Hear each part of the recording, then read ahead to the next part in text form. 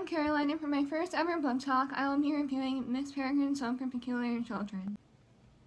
So this is a book that has been on my to-be-read list for so long. I think I've had it since last summer, and I haven't gotten a chance to pick it up until now, but oh my gosh, I am loving this series. So this book is mostly horror, but I would recommend it to anyone because there's so many genres fit together in it. There's humor, there's suspense, there's romance, there's a murder mystery. It's so cool, and I would definitely recommend this book to anyone. Even if you don't like horror, I would still recommend it. It's so unique and it's so funny. I laughed so much reading this book, and it was just really, really, really good. This book is actually going to be a movie in September, and I'm so excited because Tim Burton's directing it, and I love his movies. I think this is going to be a really good combination. I'm so excited to see what Tim Burton does with it. And I heard that Asa Butterfield was playing Jacob. I'm so excited for the movie. I'm normally nervous for adaptations, but since it's Tim Burton, I do have high hopes. And I think this is going to be really interesting. I'm so excited for the movie now. So that's about all I can say for the non-spoiler section of the video. But I really recommend this book. I hope you all go read it, and then come back and we can talk about the book. Okay, so one thing I really didn't like about this book was that the exposition was just too long. I didn't think it got fast-paced until about halfway through the book. I know it's the first book in this series, and I really wanted to give this a shot, and I'm super glad I did. But I feel like, even after all I learned, that it really wasn't necessary to stretch the first part of the book out for half a book.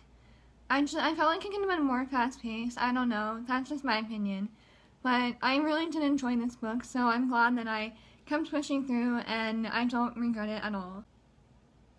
One thing that I really did like about this book was that the main character was strong, and he wasn't whiny. He was so funny, and I liked how he didn't believe that his grandfather was actually telling the truth about all the stories.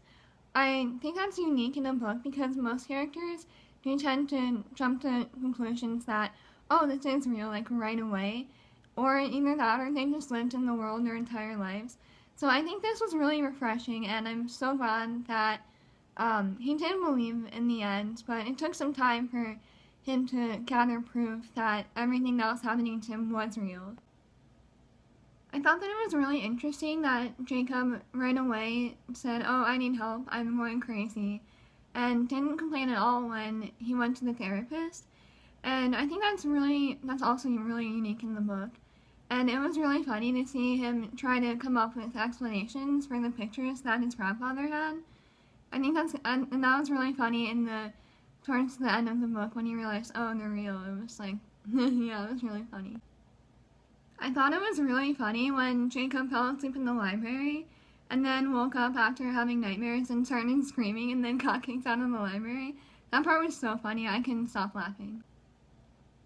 So usually I don't read time travel books because they just confuse me so much. I tend to overthink things, and I know I was doing that with this book, but I'm so glad I read it, and I think that this book might make it easier for me to read time travel. And I think I might start reading more time travel stuff because it's so interesting to think about, and it's so cool. This book actually kind of reminded me of Coraline in a way, although Coraline wasn't really time travel, it was just a better world. But I definitely got a Coraline vibe from it, and it was really interesting, the loops and stuff, and how inbrains, I think that's how you pronounce it, how they were the only ones who can manipulate time. And I really liked the part about how Miller took notes about the same day, and just kept taking notes throughout the years, and how I kept pointing out to Jacob what would happen, and then it didn't happen, and Jacob's oh, so cool. It was really funny. When Emma first came in the book, I didn't really like her at first, but her character developed really well.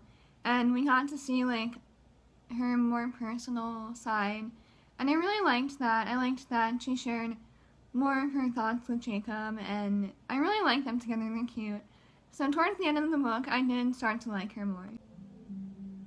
I could not believe, like, towards the end, when the white came, and it turns out that the white was Dr. Golan. Like, whoa, that completely shocked me. Like, I did not see that coming. Although it should have been obvious because he was at the airport, and then, like, a couple days later, that mysterious guy came. And while I figured out that the mysterious guy, the ornithologist or whatever, I did figure out that he was the guy who killed the sheep, but I did not figure out that that was also Dr. Golan. Like, I did not see that coming at all. I think my favorite part of the whole book was when Emma took Jacob down into the ship and they saw those, like, glowing fish. I think that was really cool. I'm excited to see what they do with that because we will have a more visual part of the book in the movie. So I think that was what was missing when I was reading this, was the visual parts. So I'm really excited for the movie. So that's it for this book talk, but I'm reading Hollow City now, which is the second book, and after I finish that, I will do a book talk on that. So yeah, I hope you liked my book talk. Bye!